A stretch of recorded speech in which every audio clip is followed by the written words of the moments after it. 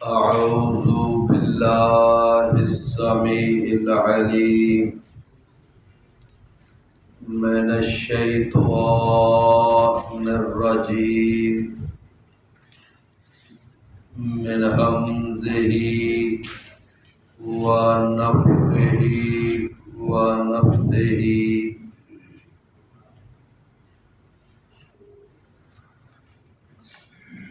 قل أفغير الله تأمروني أعبد أيها الجاهلون.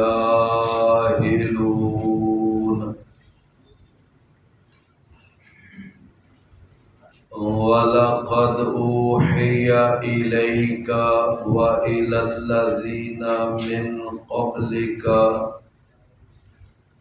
لَئِنْ أَشْرَكْتَ لَيَحْبَطَنَّ عَمَلُكَ وَلَتَكُونَنَّ مِنَ الْخَاسِرِينَ.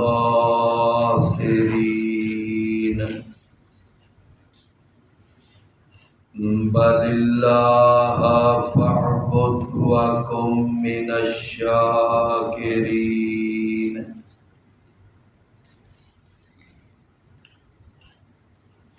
قل فرما دیجئے اے نبی کریم صلی اللہ علیہ وسلم،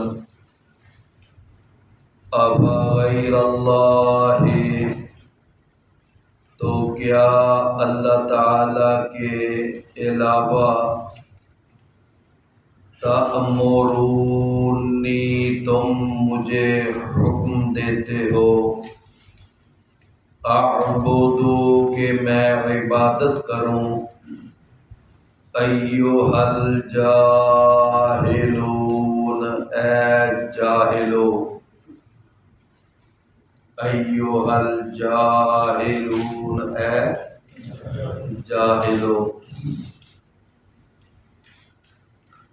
وَلَقَدْ أُوحِيَ إِلَيْكَ،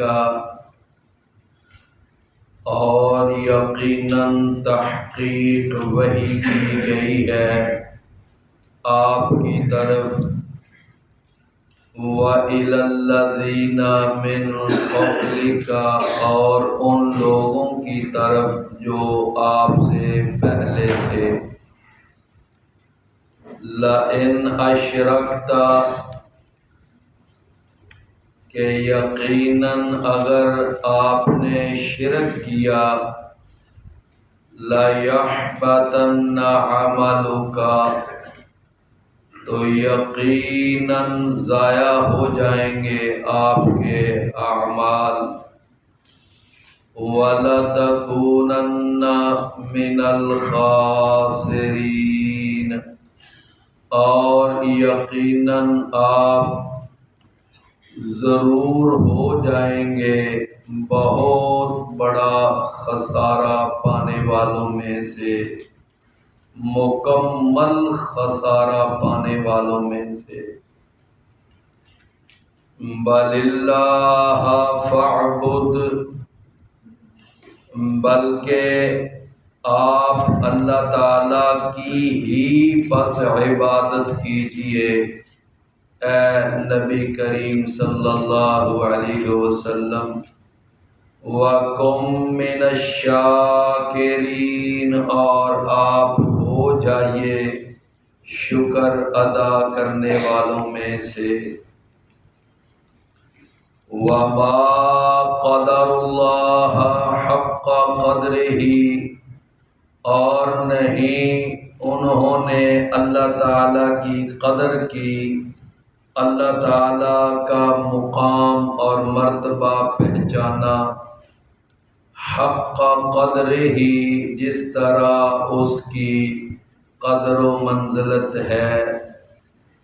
والارض جمیعا، اور زمین ساری کی ساری، قبضتہ، یوم القیامت، اس کی مٹھی میں ہوگی قیامت کے دن.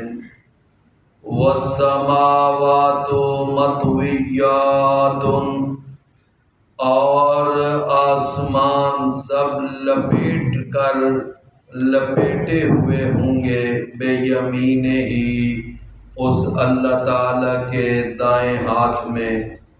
سبحانہ و تعالی، پاک ہے وہ اللہ اور بلند ہے وہ، عما یشرکون، اس سے جو وہ شریک بناتے ہیں۔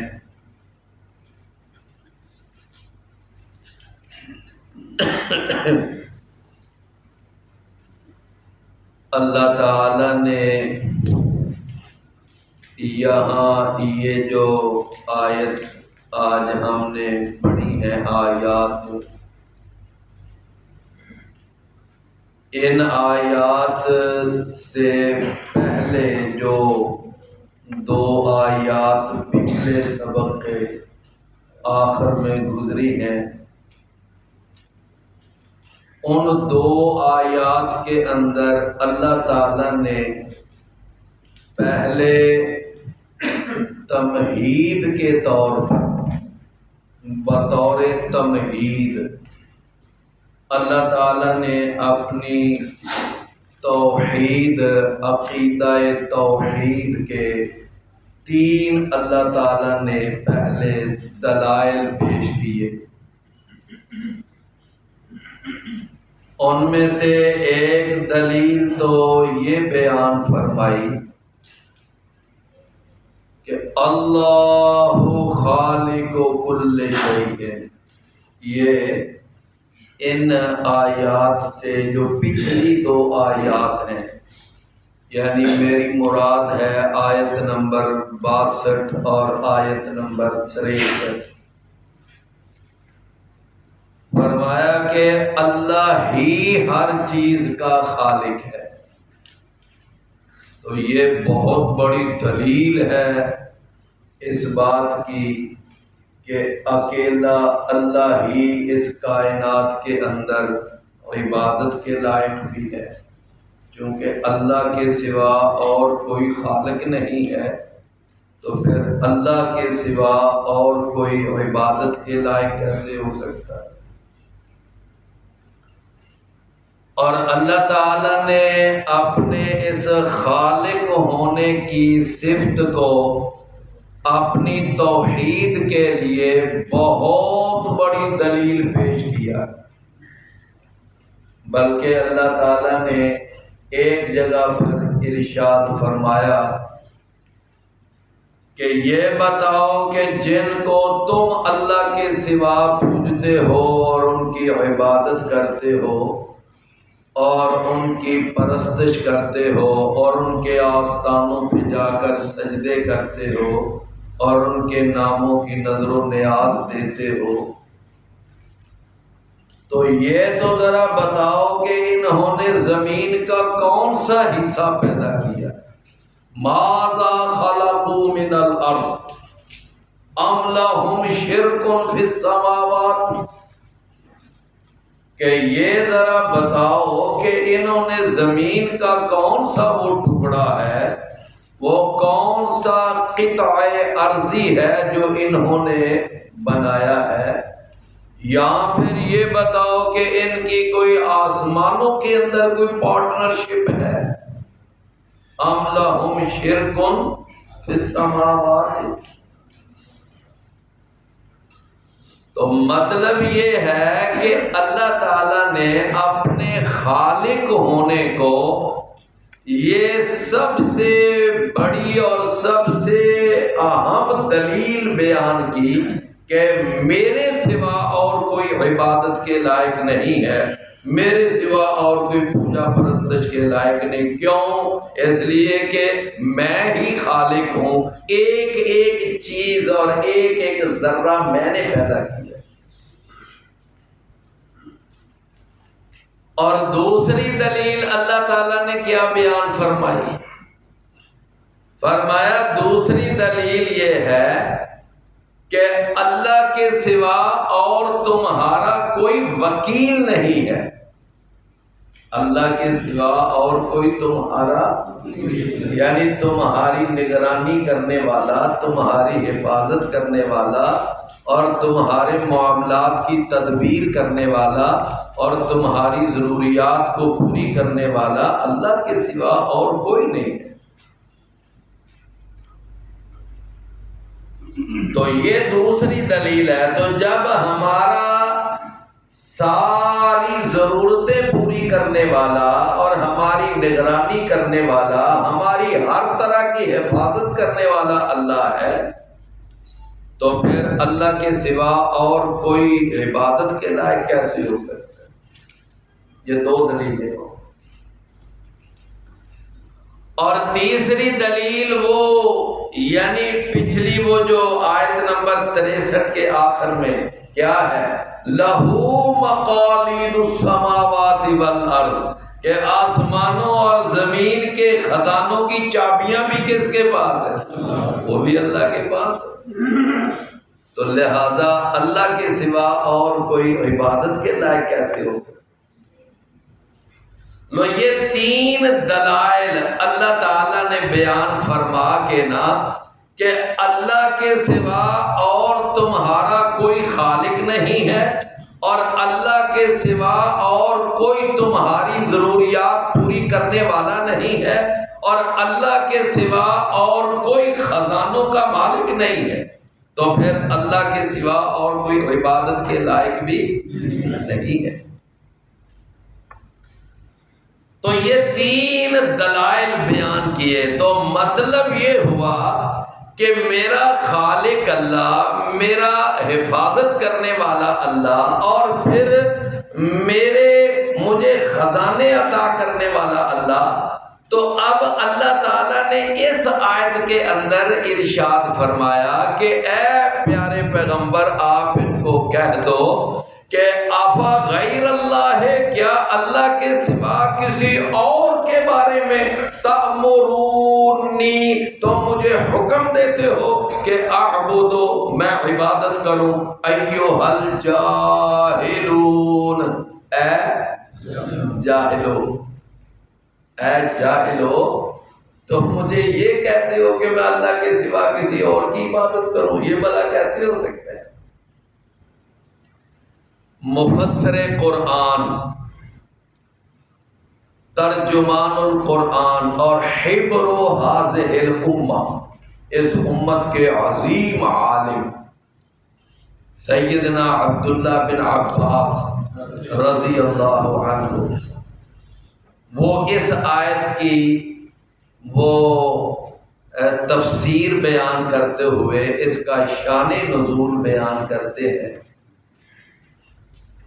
فرماتے ہیں کہ مکہ کے کچھ یعنی سرداروں نے اپنی جہالت کے سبب، کیا کہا، اپنی جہالت کی وجہ سے انہوں نے رسول اللہ صلی اللہ علیہ وسلم سے آ کر یہ کہا کہ اے محمد صلی اللہ علیہ وسلم، آپ اس طرح کریں کہ آپ ہمارے معبودوں کی بھی عبادت کر لیا کریں اور ہم آپ کے معبود کی بھی عبادت کر لیا کریں گے۔ یعنی کیا فرماتے ہیں عبداللہ بن عباس کہ کچھ مکے کے سرداروں نے اپنی جہالت کی وجہ سے یہ کہہ دیا کہ آپ ہمارے معبودوں کی، یہ لات، یہ منات، یہ عزا، تم ان کی عبادت کر لیا کرو تو ہم تیرے معبود یعنی الہ واحد کی عبادت کر لیا کریں۔ تو یہ انہوں نے ایک پیشکش کی رسول اللہ صلی اللہ علیہ وسلم۔ تو اس کے بعد یعنی آپ یوں سمجھیں کہ وہ ایک مصالحت کی دعوت دے رہے ہیں، ایک کمپرومائز کرنے کی دعوت دے رہے ہیں کہ آؤ مل کر ہم ایک دوسرے کے ساتھ یعنی مل جل کر چلیں نہ تم ہماری مخالفت کرو نہ ہم تمہاری مخالفت کریں، تو اس طرح ہم ایک معاشرے میں رہتے ہیں، ایک جگہ پہ رہتے ہیں، تو مل جل کر آگے ہم نظام چلاتے ہیں۔ اللہ اکبر۔ آپ جانتے ہیں نا کہ اس طرح کی کوششیں ہمارے ہاں بھی چلتی ہیں کہ اتحاد بین المسالک، بلکہ اس سے اوپر بھی ایک بڑی کوشش ہوتی ہے، وہ ہے اتحاد بین المذاہب۔ کہتے ہیں کہ یہ جو ہے نا، تم جو کہتے ہو کہ وہ جی ہندو ہے، وہ سکھ ہے، وہ عیسائی ہے، وہ یہودی ہے، وہ آگ کا پجاری ہے، چھوڑو، یہ سارے مذاہب جو ہیں اپنی اپنی جگہ پر جہاں جہاں پر کوئی لگا ہوا ہے ٹھیک لگا ہوا ہے، بس تم کسی کے مذہب کو نہ چھیڑو، کسی کے مذہب پر تنقید نہ کرو، کسی کے مذہب کی مخالفت نہ کرو، کسی کے عقیدے پر کوئی بات نہ کرو، بس یہ ہے کہ جہاں جہاں پر کوئی لگا ہوا ہے اس کو لگا رہے۔ یہ وہی ہے نا کہ اپنا عقیدہ چھوڑو نہ اور کسی کا عقیدہ چھیڑو نہ، کہ بالکل وہی سوچ۔ لیکن کیا خیال ہے میرے پیارے بھائیوں، ذرا غور سے بات کو سمجھنا، کیا نبی کریم صلی اللہ علیہ وسلم نے بھی اس کلیے کو قبول کیا تھا؟ کوئی ہے مائی کا لال جو کہہ سکے کہ نبی صلی اللہ علیہ وسلم نے یہ کلیہ اپنایا تھا؟ آپ تو ان کے چوکوں میں جا کر، ان کی گلیوں میں جا کر، ان کے میلوں میں جا کر اور ان کے مجمعوں میں جا کر یہ کہا کرتے تھے کہ یہ تمہارا لات، یہ منات، یہ عزا، یہ حاجت روا، مشکل کشا عبادت کے لائق نہیں ہے، عبادت کے لائق صرف ایک اللہ ہے۔ قولوا لا الہ الا اللہ۔ اللہ کے نبی تو ان کے عقیدے کا رد کرتے تھے، آپ تو ان کے شرکیہ عقائد کی تردید کیا کرتے تھے۔ آپ نے اس کلیے کو نہیں اپنایا کہ اپنا عقیدہ چھوڑو نہ اور کسی کا عقیدہ چھوڑو، اور پھر یہ کوئی رام رام کہہ لے، کوئی رحیم رحیم کہہ لے، کوئی مسئلہ نہیں، بس سارے ٹھیک ہیں۔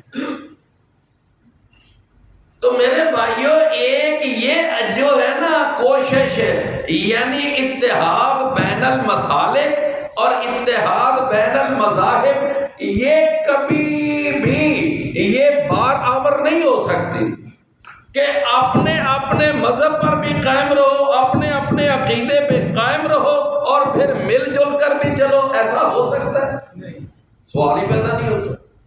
رسول اللہ صلی اللہ علیہ وسلم کو یہی آفر ہوئی تھی کہ آپ اپنا عقیدہ نہ چھوڑیں، ہم اپنا عقیدہ بھی نہ چھوڑیں، ہم اپنے عقیدے پہ رہتے ہوئے، آپ اپنے عقیدے پہ رہتے ہوئے، بس یہ ہے کہ آپ ہمارے ان معبودوں کی مذمت نہ کیا کریں اور ان کی پوجا پاٹ سے لوگوں کو منع نہ کیا کریں، روکا نہ کریں۔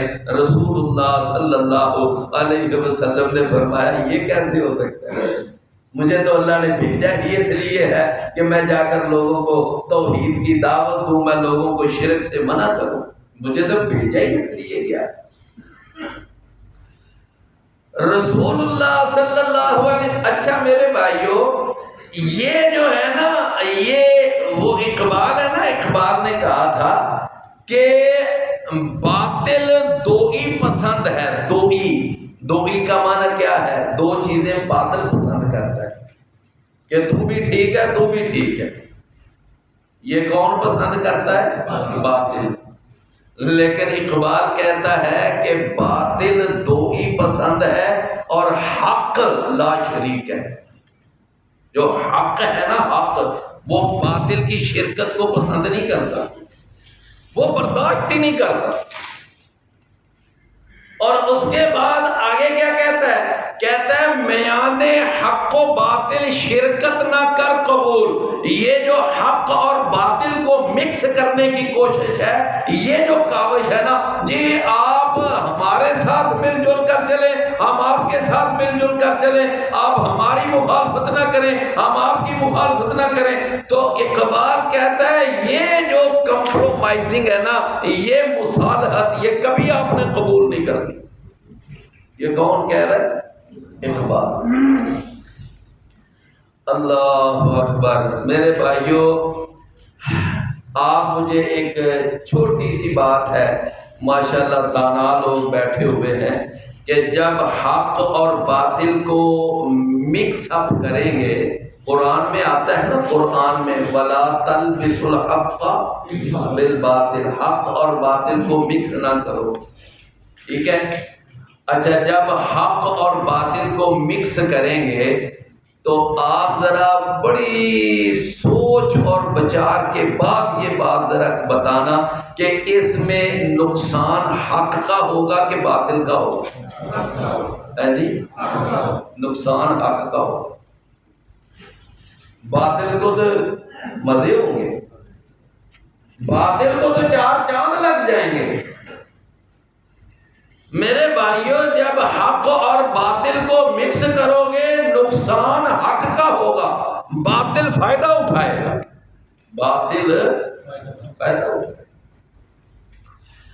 اچھا، ایک اعلیٰ قسم کے چاول، بڑے A1 چاول، بڑے کمال کے، جس میں کوئی ٹوٹا نہیں ہے، کوئی کچھ نہیں ہے، بڑے اچھے، اور اس کو مکس کر دو دڑے کے ساتھ، تو مجھے بتاؤ اس میں نقصان ان اعلیٰ قسم کے چاولوں کا ہوگا کہ دڑے کا ہوگا؟ نقصان اس کا ہوگا، ان کی ویلیو نیچے چلی جائے گی، اس کی خالص ہونے میں جو ویلیو تھی نا، اب وہ ویلیو نہیں رہے گی۔ جب دودھ کے اندر پانی مکس کرو گے نقصان دودھ کا ہوگا، پانی فائدہ اٹھائے گا۔ تو بالکل سیم اسی طرح جب حق کو باطل کے ساتھ جب مکس کرو گے نا، جب مشرک اور موحد کو مکس کرنے کی کوشش کرو گے تو اس وقت فائدہ وہ مشرک کو ہوگا، موحد نقصان اٹھائے گا، موحد نقصان اٹھائے گا۔ اگر آپ ایک بدعتیوں کے ٹولے کو اور متبعین سنت کو اگر مکس کرنے کی کوشش کریں گے تو اس میں فائدہ کون اٹھائیں گے؟ بدعتی، نقصان کن کو ہوگا؟ متبعین سنت کو، ان کا نقصان ہوگا۔ اچھا، سیدنا عبداللہ بن عباس کہتے ہیں کہ ایک اور موقع پر انہوں نے جناب رسول اللہ صلی اللہ علیہ وسلم کو ذرا پینترا بدل کر دعوت دی۔ ایک دفعہ تو صرف اتنا ہی کہا نا کہ آپ ہمارے معبودوں کی مذمت نہ کیا کریں، ان کو برا بھلا نہ کہا کریں بس، اور آپ ہماری معبودوں کی عبادت کر لیا کریں، ہم آپ کے پاس اتنا کا۔ ایک دفعہ پتہ ہے کیا آفر کی؟ کہنے لگے کہ اے محمد صلی اللہ علیہ وسلم، آپ ہماری بات ذرا ٹھنڈے دل سے سننا، جذباتی نہ ہونا، ہم آپ سے نہ کمپرومائز چاہتے ہیں، مصالحت چاہتے ہیں، مل جل کر چلنا چاہتے ہیں، ہم چاہتے ہیں کہ مکے کا ماحول بڑا اچھا ہو جائے، پرامن ہو جائے، یہ جو ہماری ایک ٹسل چلی ہوئی ہے نا یہ ختم ہو جائے، تو ہم آپ سے ایک یہ گزارش کرنا چاہتے ہیں کہ اے محمد، ہم نے یہ سوچا ہے کہ ہم ایک 1 پوائنٹ ایجنڈے پر اکٹھے ہو جائیں، اور وہ 1 پوائنٹ ایجنڈا کیا ہے کہ 1 سال تو ہمارے معبودوں کی عبادت کر لیا کر، اور 1 سال ہم پھر آپ کے معبود کی عبادت کر لیا کریں گے، یعنی وہ 1 سال جو ہے نا وہ صرف اور صرف تیرے معبود کی عبادت ہوگی، ہمارے معبودوں کی نہیں ہوگی، اور 1 سال پھر صرف ہمارے معبودوں کی ہوگی، تیرے معبود کی نہیں ہوگی۔ رسول اللہ صلی اللہ علیہ وسلم کو جب یہ پیشکش ہوئی تو اللہ کے رسول صلی اللہ علیہ وسلم نے اسی لمحے، آپ نے یہ بھی نہیں سوچا، کہا اچھا میں ذرا ابو بکر سے، عمر سے، فلاں سے بھی مشورہ کر کے کوئی رائے لے کر کوئی پھر میں آپ کو جواب دوں گا، نہیں، آپ نے اسی لمحے پتہ ہے کیا فرمایا؟ آپ نے فرمایا تم کہتے ہو 1 سال، میں تو 1 لمحے کے لیے بھی تمہارے معبودوں کی عبادت نہیں کر سکتا، بات آپ سمجھے ہیں؟ ایک لمحے کے لیے. کیوں بھائی بات سمجھے ہے نا کہ تم مجھے 1 سال کی بات کہہ رہے ہو، ایک لمحے کے لیے میں نہیں عبادت کر سکتا. تو اس وقت پھر اور ایک تیسرا مرحلہ بھی آیا تھا. تیسرا مرحلہ وہ کیا کہ رسول اللہ صلی اللہ علیہ وسلم نے کو انہوں نے پیشکشیں کی، آفرز دی، لالچ دیا. کیا دیا؟ یہ بھی ایک باطل کا بڑا ہتھ کنڈا ہوتا ہے، لالچ دے کر پھسلاؤ. لالچ دیتے ہیں. بات سمجھ آئی نا؟ اور آپ یقین جانیے کہ بہت سارے لوگ ہیں جو لالچ کی چمک دمک میں پھسل جاتے ہیں، بڑے بڑے مضبوط پھسل جاتے ہیں. لالچ دیا، کہنے لگے کہ ہم آپ کو اتنی دولت جمع کر دیتے ہیں کہ پورے عرب کے اندر آپ جتنا کوئی امیر اور غنی نہیں ہوگا. جتنی دولت، سونا چاندی ہم آپ کے لا کر قدموں میں ڈھیر کر دیتے ہیں.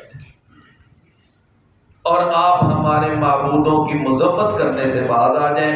معبودوں کی جو لوگوں کو آپ کہتے ہیں کہ نہیں یہ لات اور منات اور عزا یہ حاجت روا مشکل کشا نہیں ہے، تو یہ آپ بات نہ کیا کریں.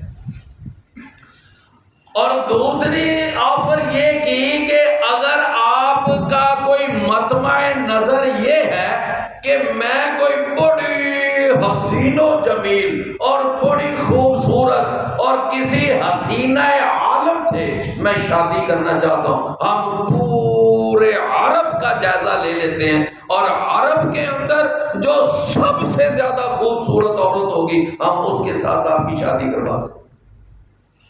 تو پھر تو باز آ جانا نا ہمارے معبودوں کی مخالفت. رسول اللہ صلی اللہ علیہ وسلم نے فرمایا نالائکو نادانو تم میرا مشن سمجھے نہیں ہو. میرا مشن یہ دولت اکٹھا کرنا، یہ شادی بادی، یہ میرا مشن تو نہیں. تو اس موقع پر نا پھر یہ سورت نازل ہوئی تھی، قل یا ایھا الکافرون لا اعبد ما تعبدون ولا انتم عابدون ما اعبد ولا انا عابد ما عبدتم ولا انتم عابدون ما اعبد. اور آخری آیت کیا ہے؟ لکم دینکم ولی دین. سمجھ آئی نا؟ میرے بھائیوں اس جیسی ناپاک اور اس جیسی گندی مصالحت پر ایک صحیح العقیدہ اور ایک حق پر چلنے والا وہ کبھی ایسی مصالحت کو قبول کر سکتا ہے؟ جملہ سمجھے ہیں میرا؟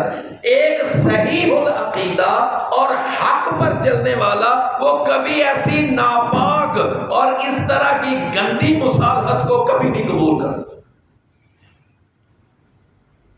اچھا آپ دیکھیں کہ اختلاف اللہ کی عبادت میں تھا کہ اختلاف غیر اللہ کی عبادت میں تھا.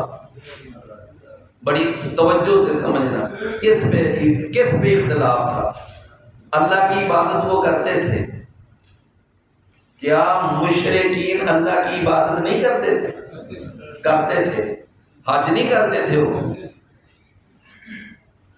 اچھا اس کے علاوہ آپ دیکھیں کہ قرآن کہتا ہے وَمَا نَعْبُدُهُمْ إِلَّا لِيُقَرِّبُونَا إِلَى اللَّهِ زُلْفَىٰ کہ ہم تو یہ جو لات منات اور عزا جیسے یہ آستانے، یہ مڑیاں اور اس طرح کے یہ خانقاہیں ہیں، ہم تو ان کے اوپر اس لیے حاضری دیتے ہیں، وہاں پر اس لیے جاتے ہیں اور ان کے طواف اس لیے کرتے ہیں، وہاں نظر و نیاز اس لیے تاکہ یہ یعنی ہمیں اللہ کے قریب کر دے. بس اتنا مقصد ہے.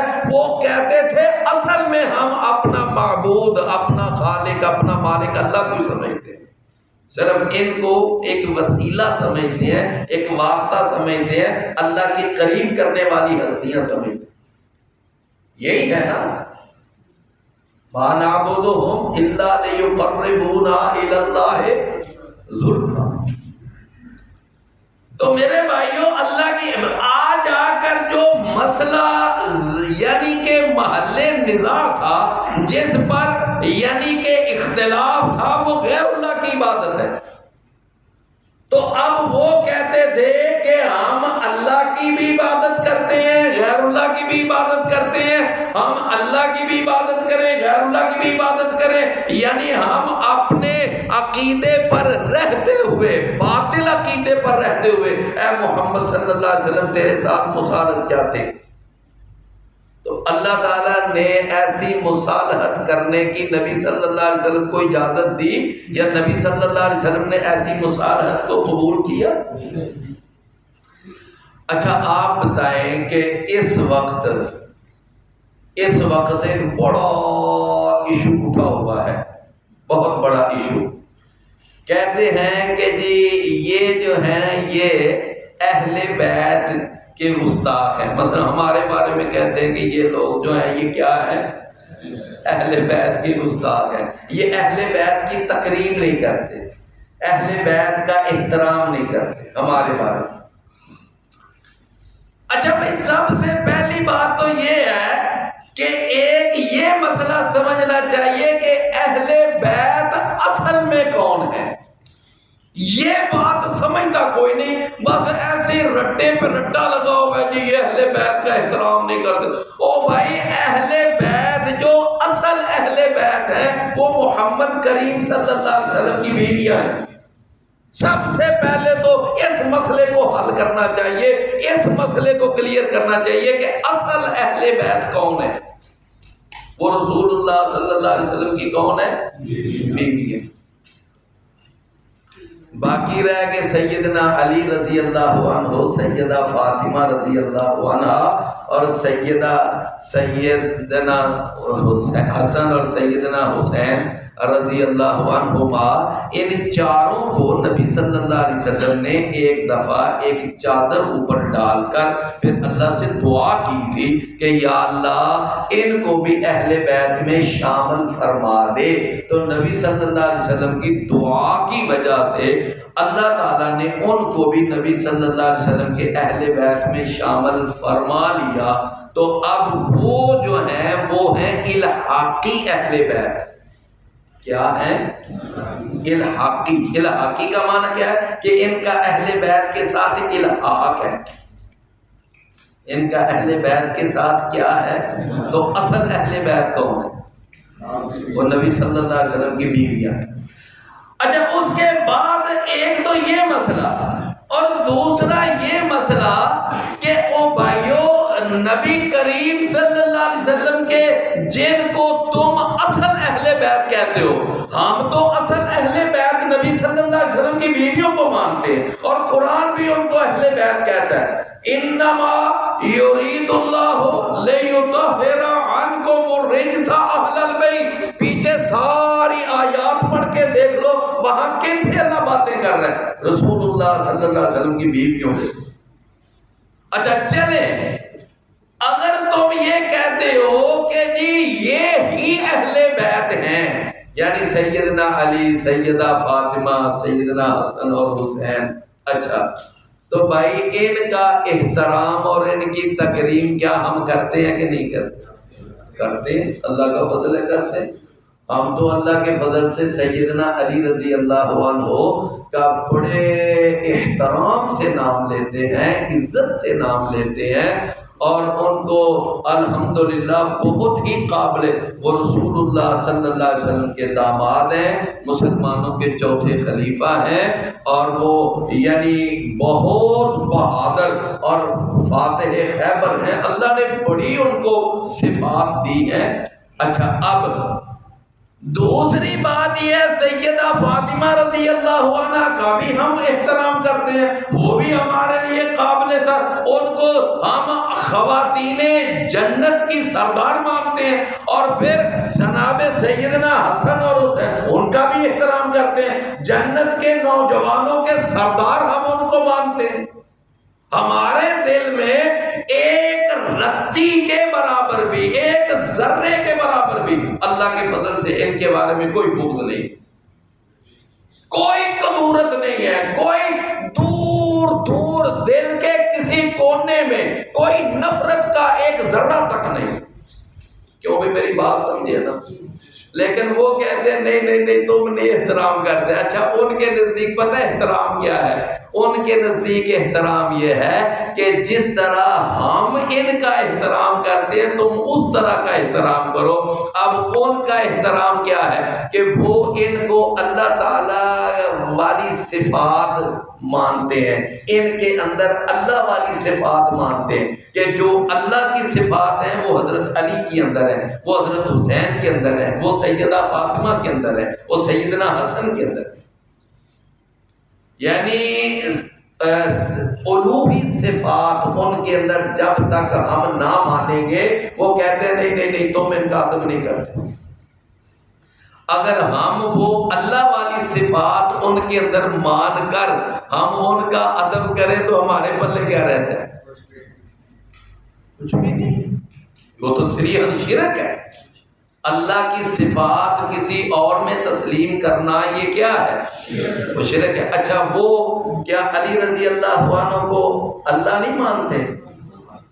وہ اللہ مانتے. میں نے بھی کل ایک کلپ دیکھا, وہ ایک ذاکر کہہ رہا تھا, کہتا ہے میں کہتا ہوں علی اللہ ہے, جاؤ مولویوں سے کہو جو فتویٰ لگانے لگاؤ, میں کہتا ہوں علی اللہ ہے.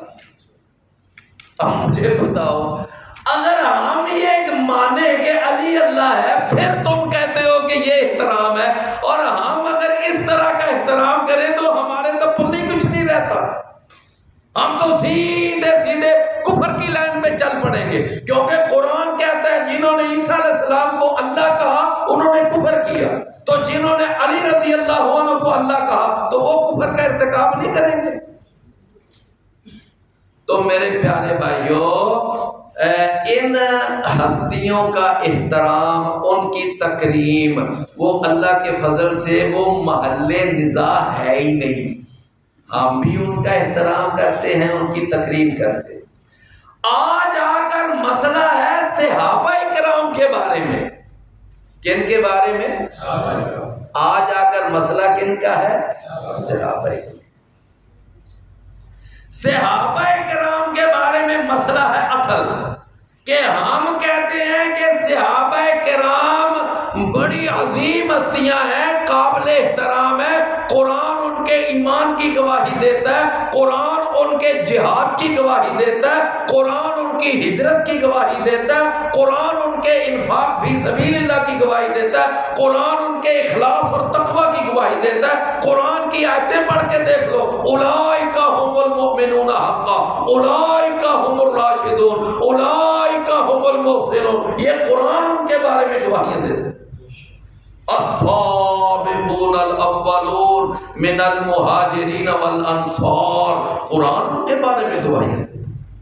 بلکہ قرآن تو ان کے ایمان کو باقاعدہ یعنی لوگوں کے لیے سیمپل قرار دیتا ہے, ماڈل قرار دیتا ہے. فَإِنْ آمَنُوا بِمِثْلِ مَا آمَنْتُمْ بِهِ فَقَدِ اهْتَدَوْا. اگر وہ اس طرح کا ایمان لائیں, یہ یہودی جس طرح کا ایمان اے صحابہ تم لائے ہو, اے ابو بکر, اے عمر, اے عثمان, اے علی, اے عشرہ مبشرہ, اگر تمہارے ایمان جیسا وہ ایمان یہودی بھی لے آئے تو اللہ کہتا ہے یہ بھی ہدایت پا جائے. اللہ نے ان صحابہ کے ایمان کو کیا قرار دیا؟ ماڈل قرار دیا. وَإِذَا قِيلَ لَهُمْ آمِنُوا كَمَا آمَنَ النَّاسُ قَالُوا أَنُؤْمِنُ كَمَا آمَنَ السُّفَهَاءُ أَلَا إِنَّهُمْ هُمُ السُّفَهَاءُ. فرمایا جب ان سے کہا جاتا ہے نا اس طرح ایمان لاؤ جس طرح یہ صحابہ ایمان لائے, تو وہ کہتے کہ ہم اس طرح ایمان لائیں جس طرح یہ بے وقوف ایمان لائے. سب سے پہلے صحابہ کرام کی گستاخی کرنے والا عبداللہ بن ابی تھا. کون تھا؟ اور اس کی ساری کمپنی, اس کی ساری یعنی ذریت, اس کے سارے ساتھی, انہوں نے سب سے پہلے صحابہ کو بے وقوف کہہ کر صحابہ کی گستاخی.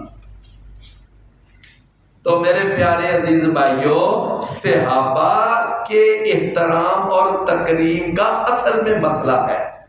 مسئلہ وہ اہل بیت کے احترام اور تکریم کا ہے ہی نہیں، کیونکہ ان کا احترام تو الحمدللہ ہم بھی کرتے ہیں کہ نہیں، لیکن مسئلہ یہ کہ صحابہ کرام کا احترام وہ رافضی صحابہ کے دشمن وہ احترام نہیں کرتے۔ تو مسئلہ آ جا کر جو اختلاف والا ہے وہ اہل بیت کی تکریم کا نہیں، اصل مسئلہ جو اختلاف والا ہے وہ صحابہ کرام کا۔ تو بالکل اسی طرح اصل میں اختلاف اللہ کی عبادت میں نہیں تھا، اصل میں اختلاف غیر اللہ کی عبادت میں تھا۔ تو وہ کہتے تھے کہ ہم اپنے عقیدے پر رہیں، یعنی اللہ کی بھی عبادت کرتے رہیں، غیر اللہ کی بھی عبادت کرتے رہیں، تو اے محمد صلی اللہ علیہ وسلم تو ہمارے ساتھ کمپرومائز کر، تو ہمارے ساتھ مصالحت کر، ہم مل جل کر کام چلائیں۔ لیکن اللہ تعالیٰ نے کہا نہ اے محمد صلی اللہ علیہ وسلم، تو نے ان کی یہ پیشکش نہیں ماننی، بلکہ ان کو صاف کہہ دے لکم دینکم ولی دین، تمہارا دین اور ہے میرا دین اور ہے۔ کیوں بھئی ایک آدمی وہ صحابہ کو گالیاں دے، یعنی صحابہ کو گالیاں دے، اور دوسری طرف یہ کہا جائے کہ جی مل جل کر چلو، ان کے ساتھ مصالحت کرو، مجھے بتاؤ یہ مصالحت ہو سکتی ہے؟ کہ صحابہ کے ساتھ محبت کرنے والوں کی اور صحابہ کو گالیاں دینے والوں کی کیا مصالحت ممکن ہے؟ صرف ایک اللہ کی عبادت کرنے والوں کی اور غیر اللہ کی عبادت کرنے والوں کی مصالحت کیا ممکن ہے؟ نہیں۔ تو صحابہ کو گالیاں دینے والے اور صحابہ سے محبت کرنے والے کبھی یہ دونوں ایک پلیٹ فارم پر اکٹھے ہو سکتے ہیں؟ نہیں، والی پیدا نہیں ہوتا۔ جتنے مرضی کوششیں کر لو جتنا مرضی زور لگا لو، کبھی بھی نہیں ہوگا۔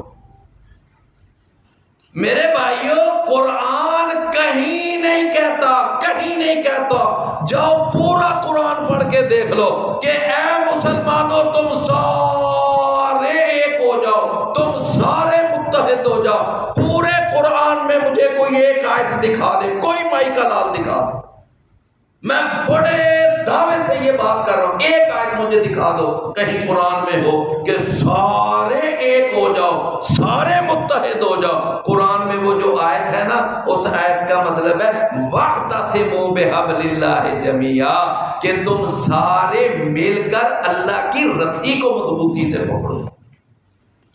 تو جو اللہ کی رسی کو مضبوطی سے پکڑے گا تو ایک ہوگا نا۔ میرا خیال ہے میری بات آپ سمجھے ہیں کہ نہیں؟ اب ایک آدمی کہے میں تو اللہ کی رسی کو نہیں مضبوطی سے پکڑنا چاہتا، وہ پکڑتا ہی نہیں ہے، تو وہ ایک ہو سکتے ہیں؟ اللہ کی رسی سے مراد کیا ہے؟ قرآن اور حدیث۔ جب تک قرآن اور حدیث پر نہیں آیا جائے گا، لو میرے بھائیوں کوششیں کر لو، جتنی مرضی وہ کونسلیں بنا لو، جتنی مرضی اس کے اوپر تم اتحاد کھڑے کر لو، کبھی بھی وہ اتحاد، وہ کونسل، وہ یکجہتی کبھی کامیاب نہیں ہوگی۔ کیوں؟ اس لیے کہ اللہ کی رسی کو تو کوئی پکڑ ہی نہیں رہا۔ جب تک اللہ کی رسی کو، اب اللہ کی رسی کو پکڑنے والا صحابہ کو گالیاں نکالے گا؟ کبھی بھی نہیں۔ تو میرے بھائیوں، اللہ تعالیٰ نے نا اس لیے ارشاد فرمایا، قل اے میرے نبی صلی اللہ علیہ وسلم فرما دیجئے، تو کیا اللہ کے علاوہ تم مجھے حکم دیتے ہو کہ میں عبادت کروں؟ ایھا الجاہلون، اے جاہلو، جاہلون، یہ جاہل اس کا متضاد کیا ہے؟ عالم۔ جاہل اس کا متضاد کیا ہے؟ عالم۔ اس کا معنی کہ اس طرح کی بے وقوفی کوئی جاہل مار سکتا ہے، عالم اس طرح کی بے وقوفی نہیں مارے گا۔ سمجھے نا؟ ایک عالم یہ بات نہیں کرے گا کہ اللہ کے سوا دوسروں کی عبادت کرو، اس طرح کی بات کون کرے گا؟ جاہل۔ فرمایا وَلَقَدْ أُوحِيَ إِلَيْكَ وَإِلَى الَّذِينَ مِنْ قَبْلِكَ، اور یقیناً تحقیق وحی کی گئی ہے آپ کی طرف، وَإِلَى الَّذِينَ مِن قَبْلِكَ، اور ان لوگوں کی طرف بھی جو آپ سے پہلے تھے۔ غور کیجئے ذرا کہ وحی کی گئی ہے آپ کی طرف اور ان لوگوں کی طرف جو آپ سے پہلے تھے۔ کتنے جملے ہو گئے؟ دو۔ اللہ نے آگے یہ کہا ہے اور ان لوگوں کی طرف بھی جو آپ کے بعد تھے۔ یہ کیوں نہیں جملہ اللہ نے کہا؟ یعنی یہ جملہ تیسرا ہو سکتا تھا نا، اور ان لوگوں کی طرف بھی جو آپ سے بعد تھے۔ کیوں؟ اس لیے کہ محمد صلی اللہ علیہ وسلم کے بعد کسی پر وحی نازل ہی نہیں ہوئی، آپ اللہ کے آخری نبی تھے۔ جتنی وحی نازل ہونی تھی دین اور شریعت کے بارے میں وہ محمد صلی اللہ علیہ وسلم پر نازل ہو چکی ہے، سمجھے نا؟ یہ اس بات کی دلیل ہے کہ وہ وحی کے نزول کا سلسلہ محمد کریم صلی اللہ علیہ وسلم پر ختم ہو گیا، آپ آخری نبی ہیں۔ فرمایا لَإِنْ أَشْرَكْتَ، اگر یقیناً آپ نے شرک کیا، لَيَحْبَطَنَّ عَمَلُكَ، یقیناً ضائع ہو جائے گا تیرا عمل، وَلَتَكُونَنَّ مِنَ الْخَاسِرِينَ، اور یقیناً تو ہو جائے گا مکمل خسارہ پانے والوں میں سے۔ اچھا اللہ تعالیٰ کس کو کہہ رہا ہے کہ اگر آپ نے شرک کیا؟ نبی کریم صلی اللہ علیہ وسلم سے کیا کوئی کبیرہ گناہ سرزد ہو سکتا ہے؟ نہیں۔ تو یہ شرک تو کبیرہ گناہوں میں سے سب سے بڑا گناہ ہے، تو کیا اللہ کے نبی سے شرک سرزد ہو سکتا ہے؟ نہیں۔ تو یہ اصل میں بات یہ ہے کہ اللہ مخاطب نبی کریم صلی اللہ علیہ وسلم کو کر رہا ہے، لیکن بات امت کو سمجھا رہا ہے۔ بات کن کو سمجھا رہا ہے؟ امت کو، کہ اگر اے نبی صلی اللہ علیہ وسلم کے امتیوں کہ ہم نے تو محمد کریم صلی اللہ علیہ وسلم کو یہ وارننگ دے دی کہ اگر آپ نے بھی شرک کیا تو آپ کے بھی عمل ضائع ہو جائیں گے، اب اپنے بارے میں غور کر لو کہ تم کس بات کی مولی ہو۔ اگر تم شرک کرو گے تو کیا تمہارے عمل ضائع نہیں ہوں گے؟ تمہارے عمل بھی ضائع، تم کوئی اللہ کے رشتہ دار ہو۔ فرمایا لَإِنْ أَشْرَكْتَ لَيَحْبَطَنَّ وَلَتَكُونَنَّ مِنَ الْخَاسِرِينَ، اور یقیناً تو ہو جائے گا کن میں سے؟ خسارہ پانے والوں میں سے۔ اچھا یہ مکمل خسارہ پانے والوں میں سے کیا مطلب؟ کہ جب تو شرک کرے گا تو جہنم میں ڈال دیا جائے گا، جب جہنم میں ڈال دیا گیا تو اس سے بڑا خسارہ کیا؟ یہ سب سے بڑا خسارہ یہی ہے نا۔ فرمایا بل اللہ فاعبد، بلکہ اے نبی صرف اللہ کی ہی تو عبادت کر، صرف اللہ کی ہی تو عبادت کر، وَقُم مِّنَ الشَّاكِرِينَ، اور تو ہو جا شکر ادا کرنے والوں میں سے۔ کیوں؟ اس لیے کہ صرف اللہ کی عبادت کرنا یہ بہت بڑا احسان ہے، بہت بڑی نعمت ہے۔ اگر اللہ کسی کو صحیح عقیدہ عطا کر دے تو اس سے بڑی اور کوئی دنیا میں نعمت نہیں ہے، تو اس نعمت کا شکر ادا کر، وَقُم مِّنَ الشَّاكِرِينَ، اور تو ہو جا شکر کا۔ وَمَا قَدَرُ اللَّهَ حَقَّ قَدْرِهِ، اور انہوں نے اللہ کی قدر ہی نہیں کی جس طرح اللہ کی قدر کرنے کا حق تھا۔ وہ اللہ جو ہر چیز کا خالق ہے، جو ہر چیز کی نگرانی کرنے والا ہے، جس کے ہاتھ میں ساری کائنات کے خزانے ہیں، تو عبادت کے لائق وہ تھا، لیکن انہوں نے اس کی عبادت کرنے کی بجائے اپنے اپنے بنائے ہوئے معبودوں کی عبادت کی، لہذا انہوں نے اللہ کی قدر ہی نہیں کی جس طرح قدر کرنے کا حق تھا۔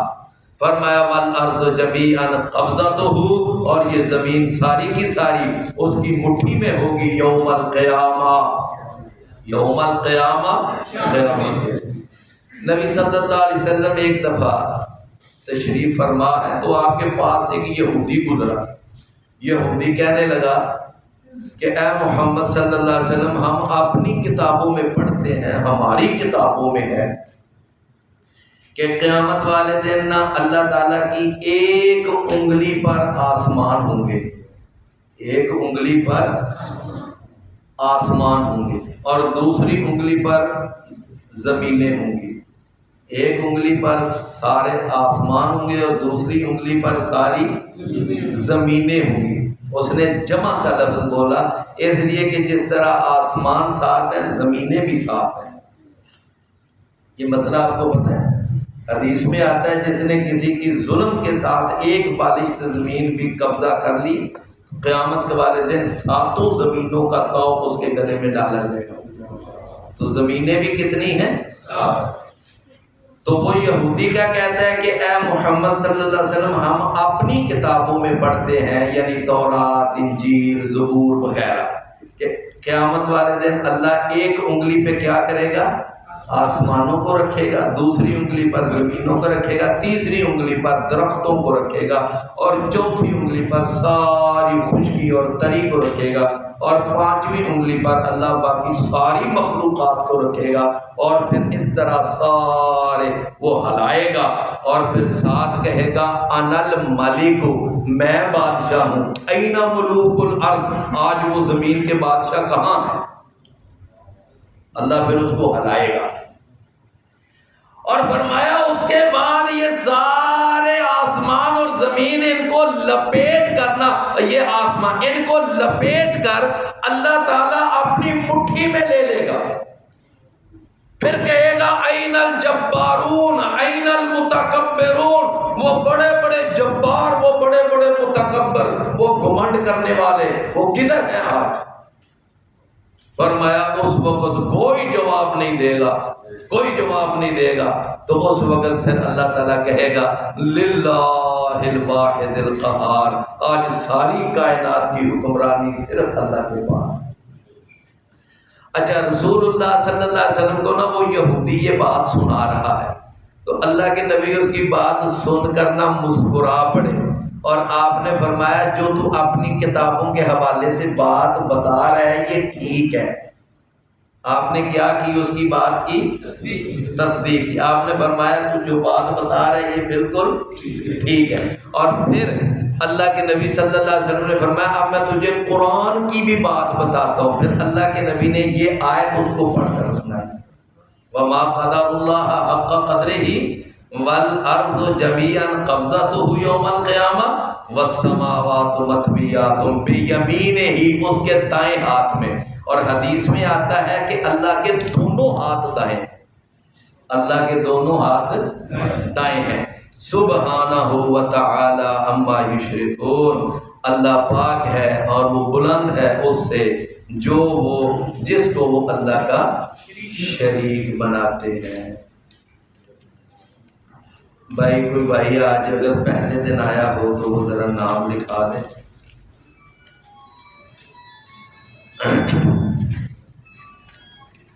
اچھا